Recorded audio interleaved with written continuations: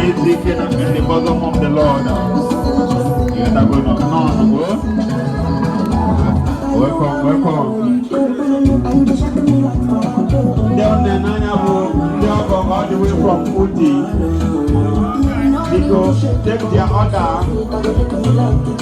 and respond with immediate effects.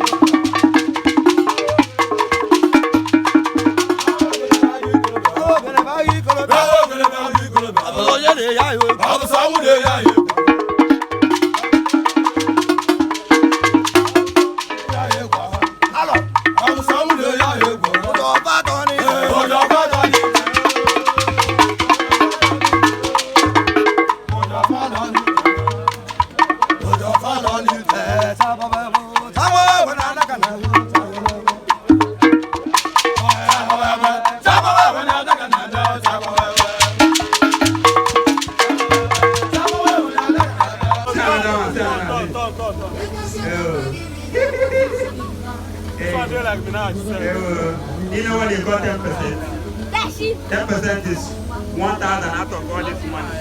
It's 10%. So God calculate it and come, eh? Now, wow. You know I don't teach you on this village. As a come collect my name remain. Now, wow. No, don't come collect money, go. Go give that money to Mrs. Chika Maria Ese Association Betty when it just St. Teresa's Catholic Church one Amokwe Ebaga Karaoke Pass William Inachi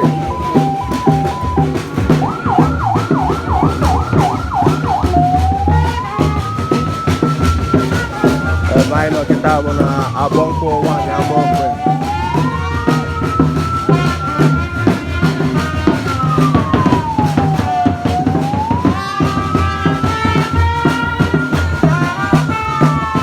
Ana si kapuro bi azuri kinando kwa.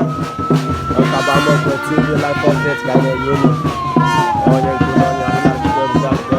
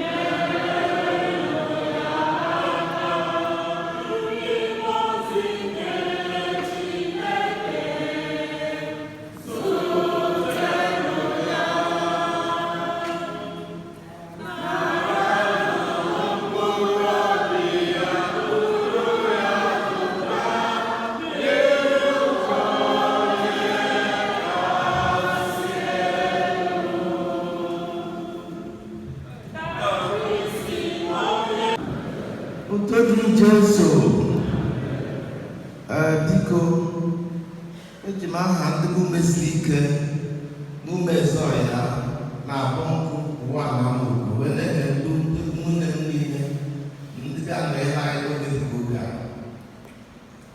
Anyị na-asị Chineke gbaa unu niile ume n'aha Jizọs.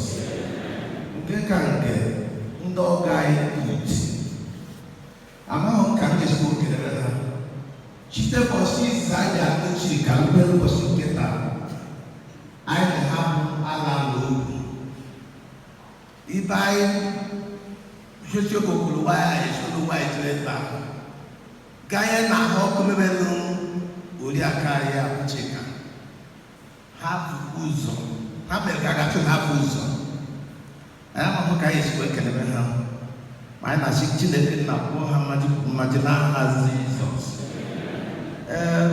Anọkwa m ebe a n'Unedeta na-ekelekwe ndị Parkland maka na mgbe anyị bịara ebe a n'ụtụtụ tata anyị hụrụ ma ha chọrọ imesikwa na-eru ya bụ uju ọ bụghị anyị na-anọ ha niile kwụkwa anyị n'azụ ndị NEPA nọdebebere nne m nwoke ndị blọk roziri ndị uti ha karịkara aka maka mgbe fada na-ekwu ozi ọma ndị bịara ebe a ji maka ihe Chika bịa ebe a dịka aja anyị ahụ ka a ga-esi ekele mana anyị ụzọ abụ n'ụzọ Chidimma ga-akwụ n'ụgwọ n'ụzọ ọ bụla maka na-akwụ n'utu nke a n'aha Jizọs.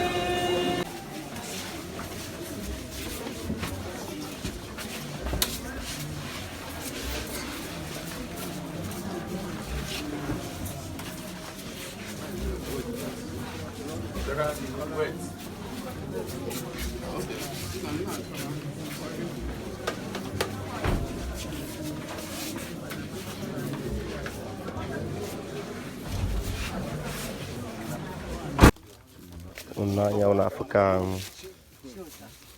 anadonye ozu wana mwembo Maria Anyị ga-anọ ebe a na-aga-azụ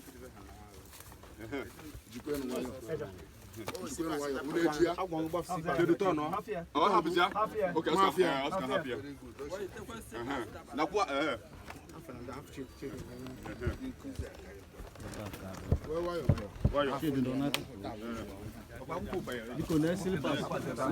na-eyeba shift kwen